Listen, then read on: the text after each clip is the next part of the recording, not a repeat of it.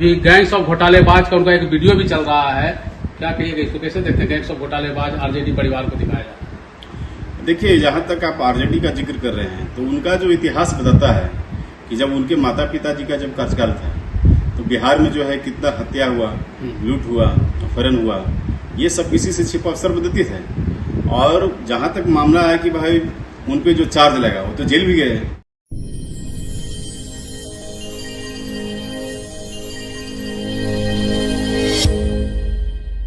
कहिएगा। देखिए, चुनावी वर्ष है तो मान के चलिए 3 महीने के बाद चुनाव का घोषणा होना है, इलेक्शन कमीशन घोषणा कर देगा। और चुनाव में हम लोग को तैयारी चल रहा है। अभी कल हम लोग का जो है मुजफ्फरपुर में राष्ट्रीय कार्यकारिणी का मीटिंग हुआ था स्टेट का, जिसमें हम लोग मजबूती से हम लोग वहाँ अपना भागीदारी निभाए और सब लोग वहाँ आए। और पार्टी के जो है कार्यक्रम पे तय हुआ सारा चीज है कि हम लोग को कार्यक्रम तय होना है, संगठन पे भी काम होना है।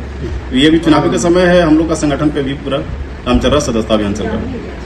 आरजेडी पर लगातार आरोप लग रहा है, कभी आरोप लग रहा है कि पाकिस्तान के साथ खड़े होते रहते हैं, कभी लग रहा है कि देश को नीचा दिखाने में लगे रहते हैं, कभी गैंग्स ऑफ घोटालेबाज का उनका एक वीडियो भी चल रहा है, क्या कहिएगा इसको, कैसे देखते हैं गैंग्स ऑफ घोटालेबाज आरजेडी परिवार को दिखाया जाए? देखिए, जहां तक आप आरजेडी का जिक्र कर रहे हैं तो उनका जो इतिहास बताता है कि जब उनके माता पिताजी का जब कार्यकाल था तो बिहार में जो है कितना हत्या हुआ, लूट हुआ, अपहरण हुआ, ये सब किसी से छिपा सर्वविदित है। और जहां तक मामला है कि भाई उन पे जो चार्ज लगा वो तो जेल भी गए। ये न्यायालय का है ना कि वो जेल गए, इसके लिए चारा घोटाला कहीं न कहीं हुआ। तो बहुत तरह का मामला है, इसमें सच्चाई है कि वो तो घोटाला हुआ उनके रीजन में, तो न्यायालय का भी आदेश है, जेल भी गए उसके लिए।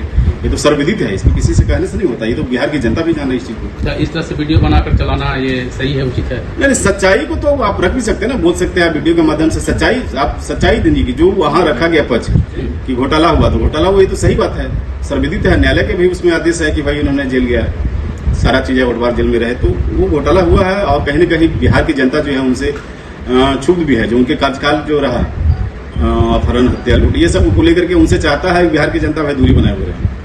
तो निश्चित रूप से यहाँ इस बार जो है उनका कहीं दाल गलने वाला नहीं है। हम लोग का पूर्ण जो गठबंधन है पूर्ण रूप से हम लोग का सरकार बनेगा। कितने सीटों से लड़ना है? सीट का मामला जो है आपको समय से बता दें, इसलिए ऐतराज पर्सन है हमारे राष्ट्रीय अध्यक्ष जी। जिस तरह मांझी भी साफ तौर पर कह चुके हैं कम से कम 35 से 40 सीट मिलना चाहिए मुझे।